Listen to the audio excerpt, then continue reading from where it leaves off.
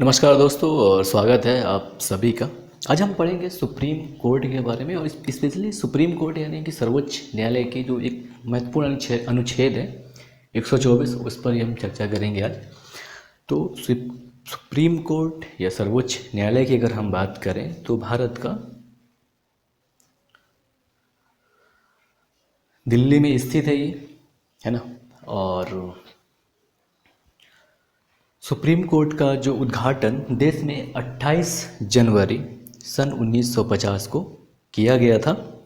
और एक चीज़ ये भी ध्यान रखिएगा कि ये भारत सरकार अधिनियम 1935 के तहत सुप्रीम कोर्ट संघीय न्यायालय का उत्तराधिकारी था वर्ष 1950 तक। उसके बाद फिर ये सेपरेट हो गया, है ना। जब 28 जनवरी 1950 को इसका उद्घाटन किया गया और वर्ष 1950 तक जो सुप्रीम कोर्ट था ये भारत सरकार अधिनियम 1935 के तहत संघीय न्यायालय का उत्तराधिकारी था। इससे पहले जो भी केस होते थे वो लंदन में भी सुने जाते थे, ऐसा था। तो अगर ये सवाल आता है कि क्या भारत का सर्वोच्च न्यायालय भारत सरकार अधिनियम 1935 के तहत संघीय न्यायालय का हिस्सा था या उत्तराधिकारी था, तो हाँ था। अब हम बात कर लेते हैं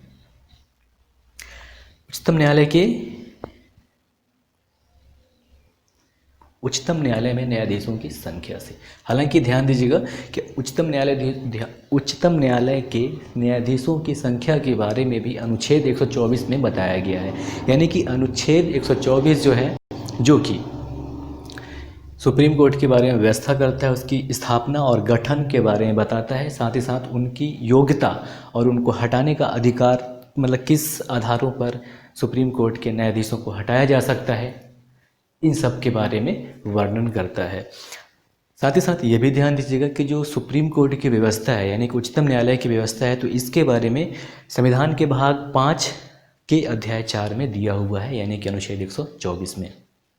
अब हम बात करें थोड़ी सी और, तो अनुच्छेद 124 से लेकर अनुच्छेद 147 तक उच्चतम न्यायालय के गठन, उनकी स्वतंत्रता, न्याय क्षेत्र, शक्तियाँ और प्रक्रिया का उल्लेख किया गया है।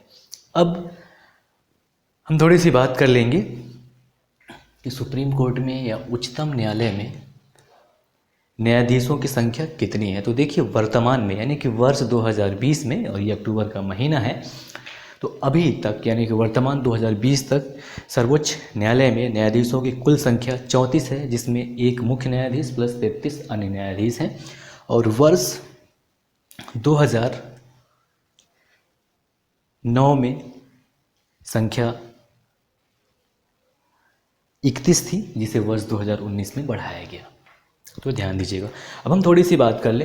देखिए कि मूल रूप से यानी कि जो संविधान में कहा गया है, अनुच्छेद 124 में ये कहा गया है कि भारत का एक उच्चतम न्यायालय होगा जो भारत के मुख्य न्यायाधीश या न्यायमूर्ति, और जब तक संसद विधि द्वारा ये अधिक संख्या विहित नहीं करती है तब तक 7 से अनधिक अन्य न्यायाधीशों से मिलकर बनेगा।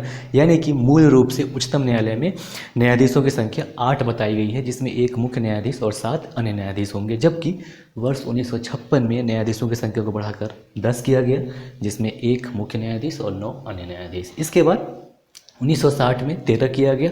तो यहाँ भी ध्यान रखिएगा, एक मुख्य न्यायाधीश और 12 अन्य न्यायाधीश। इसके बाद 1977 में 17 किया गया, फिर वर्ष 1986 में 25 किया गया और 2009 में 31 किया गया। उसके बाद 2019 में 34, यानी कि अब वर्तमान में सुप्रीम कोर्ट में जजों की संख्या कुल 34 है, जिसमें एक मुख्य न्यायाधीश है और 33 अन्य न्यायाधीश हैं। ठीक है। अब हम बात कर लें अनुच्छेद 124 के बारे में, जो ये कहता है कि ये सर्वोच्च न्यायालय की स्थापना और गठन के बारे में बताता है। और ये कहता है कि भारत का एक उच्चतम न्यायालय होगा जो कि 7 या उससे अधिक, जब तक संसद ना चाहे तब तक, उतने न्यायाधीशों से मिलकर बनेगा। इसके अलावा मुख्य न्यायाधीश की नियुक्ति जो है ये राष्ट्रपति अन्य न्यायाधीशों और उच्च न्यायालयों के न्यायाधीशों के सलाह के बाद करता है। लेकिन जब मुख्य न्यायाधीश के अलावा किसी अन्य न्यायाधीश की नियुक्ति की जाती है तो भारत के मुख्य न्यायाधीश से राष्ट्रपति के द्वारा हमेशा परामर्श किया जाता है। इसके अलावा अनुच्छेद 124 में ही सुप्रीम कोर्ट के जज यानी कि सर्वोच्च न्यायालय में जज की योग्यता के बारे में ही बताया गया है। अनुच्छेद 124 में ही ये कहता है कि सर्वोच्च न्यायालय का न्यायाधीश नियुक्त होने के लिए निम्न अर्हता होना चाहिए। पहला तो ये भारत का नागरिक होना चाहिए। दूसरा, किसी भी उच्च न्यायालय का कम से कम 5 वर्ष तक न्यायाधीश रहा होना चाहिए। इसके अलावा किसी उच्च न्यायालय का या ऐसे 2 या 2 से अधिक न्यायालयों का लगातार 10 वर्ष तक अधिवक्ता रहा हो। यानी कि 5 वर्ष, या तो 5 वर्ष किसी उच्च न्यायालय में वो जज के तौर पर कार्य किए हों, या फिर किसी उच्च न्यायालय में 10 वर्ष तक उन्होंने वकालत का कार्य किया हो और राष्ट्रपति की राय में वो पारंगत विधि वेत्ता हो। यानी कि राष्ट्रपति को ऐसा लगे कि उस व्यक्ति को विधि का बहुत ही ज़्यादा ज्ञान है, तो ऐसे व्यक्ति न्यायाधीश बनने के काबिल होते हैं। यहाँ पे ध्यान दीजिएगा कि न्यूनतम उम्र या न्यूनतम आयु की कोई भी व्यवस्था भारतीय संविधान में नहीं दी गई है कि उनकी न्यूनतम आयु क्या होगी। ठीक है। अब न्यायाधीशों के अगर हम कार्यकाल की बात करें तो जिसका वर्णन भी अनुच्छेद 124 में ही किया गया है, और कार्यकाल कहीं से भी तय नहीं किया गया है कि मतलब कितने वर्ष का रहेगा। सिर्फ ये बताया गया है कि 65 वर्ष की आयु तक वो अपने पद पर बने रह सकते हैं। मान के चलिएगा कोई व्यक्ति यानी कि कोई भी जो सुप्रीम कोर्ट के जज हैं, अगर वो 40 साल की उम्र में सुप्रीम कोर्ट में चुन लिए जाते हैं तो उनका जो 65 वर्ष की उम्र में ही वो रिटायर होंगे। और एक चीज़ ये भी है कि पहला तो ये है कि वो 65 वर्ष की आयु तक अपने पद पर बने रह सकते हैं, ये उनका कार्यकाल है, और ये सभी अनुच्छेद 124 की ही बात कर रहे हैं हम। दूसरा, राष्ट्रपति को अगर वो लिखित त्यागपत्र दे दें तो। तीसरा, संसद की सिफारिश पर राष्ट्रपति के द्वारा उनको उनके पद से हटा दिया जाए तो। अब यहाँ पे ध्यान दीजिएगा कि न्यायाधीश को साबित कदाचार या फिर असमर्थता के आधार पर ही उनके पद से हटाया जाता है। और जैसे ये है कि राष्ट्रपति के आदेश के द्वारा उच्चतम न्यायालय के न्यायाधीश को उनके पद से हटाया जा सकता है, और राष्ट्रपति ऐसा तभी कर सकते हैं कि जब इस प्रकार से न्यायाधीश को हटाए जाने के लिए संसद के द्वारा उसी सत्र में संबोधन किया गया हो। यानी कि ऐसा प्रस्ताव संसद के दोनों सदनों के विशेष बहुमत से पारित किया गया हो। यानी कि सर्वोच्च न्यायालय के न्यायाधीश को हटाने का जो प्रक्रिया है वो संसद में चलती है, किसी भी सदन में चलाया जा सकता है, या तो राज्यसभा में हो या लोकसभा में हो, और दोनों ही जगह से इसे विशेष बहुमत से पारित होना होता है। इसके बाद राष्ट्रपति जो हैं मुख्य न्यायाधीश को या फिर किसी भी अन्य न्यायाधीश को उनके पद से हटा सकते हैं। और ये तब किया जाता है जब न्यायाधीश को साबित कदाचार, या फिर 2 चीज़ें, मतलब कि न्यायाधीश को हटाने की जो कैटेगरी है, यानी कि जिस आधारों पे उनको हटाया जा सकता है वो सिर्फ 2 हैं।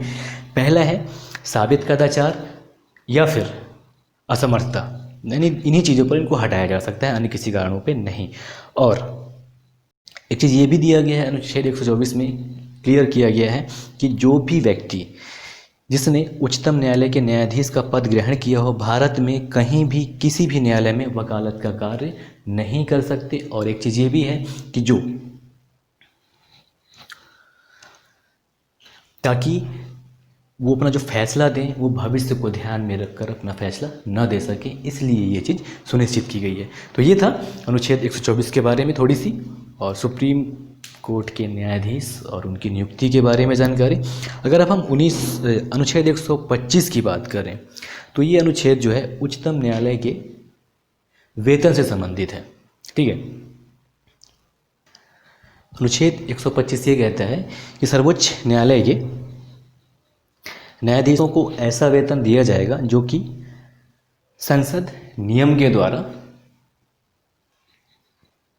आधारित करे या बताए। साथ ही साथ अगर हम इनके वेतन और भत्तों की बात करें तो इनके वेतन और भत्तों के बारे में उपबंध अनुसूची 2 में दिया गया है। और वर्ष 2009 में मुख्य न्यायाधीश का वेतन 33,000 रुपये से बढ़ाकर 1 लाख किया गया था, 1 लाख रुपये प्रति माह किया गया था, जबकि अन्य न्यायाधीशों का जो वेतन है वो 30,000 रुपये से बढ़ाकर 90,000 रुपये प्रतिमाह कर दिया गया है। तो ये हो गई वेतन की बात। अब अनुच्छेद 125 की बात कर रहे थे, हाँ जी। तो अनुच्छेद 125 जो है ये उच्चतम न्यायालय के वेतन से संबंधित है। अनुच्छेद 126 की अगर हम बात करें तो अनुच्छेद 126 कार्यकारी मुख्य न्यायमूर्ति की नियुक्ति के बारे में बताता है। वो ये कहता है कि जब भारत के मुख्य न्यायाधीश का पद रिक्त हो या फिर जब मुख्य न्यायमूर्ति अनुपस्थित हो और वो या फिर अपने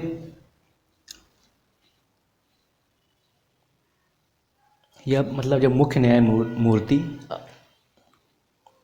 अनुपस्थित हो या फिर किसी भी कारण से अपने पद के कर्तव्यों का पालन करने में असमर्थ होता है, तो न्यायालय के अन्य न्यायाधीशों में से ऐसा एक न्यायाधीश को राष्ट्रपति के द्वारा कार्यकारी मुख्य न्यायमूर्ति के तौर पर नियुक्त किया जाएगा। तो अनुच्छेद 126 जो है ये कार्यकारी मुख्य न्यायाधीश की नियुक्ति संबंधित है और 127 में है तदर्थ न्यायाधीश की नियुक्ति संबंधित। तो तदर्थ न्यायाधीश अलग होते हैं और जो कार्यकारी होते हैं वो अलग होते हैं, ठीक है। तो अनुच्छेद 127 जो है ये तदर्थ न्यायाधीशों की नियुक्ति संबंधित है।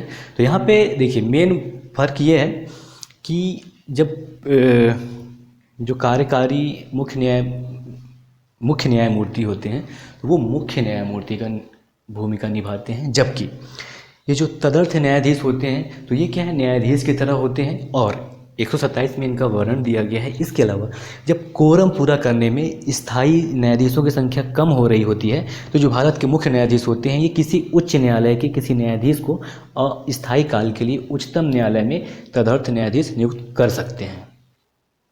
साथ ही साथ अब ये ध्यान दीजिएगा कि जो तदर्थ न्यायाधीश होते हैं उनकी नियुक्ति सर्वोच्च न्यायालय के मुख्य न्यायाधीश के द्वारा अन्य न्यायाधीशों और राष्ट्रपति के सलाह और मंजूरी के बाद करते हैं। लेकिन अनुच्छेद अगर हम 126 की बात करें कार्यकारी मुख्य न्यायमूर्ति की नियुक्ति, तो इनकी नियुक्ति राष्ट्रपति के द्वारा की जाती है, ये ध्यान दीजिएगा, ठीक है। तो मेन जो है तदर्थ न्यायाधीश कोरम पूर्ति के लिए किया जाता है और इनकी नियुक्ति मुख्य न्यायाधीश के द्वारा की जाती है। तो ये था सर्वोच्च न्यायालय से संबंधित थोड़ी सी जानकारी, और आगे अन्य जो अनुच्छेद हैं उनके बारे में हम अलग से बात कर लेंगे। नमस्कार।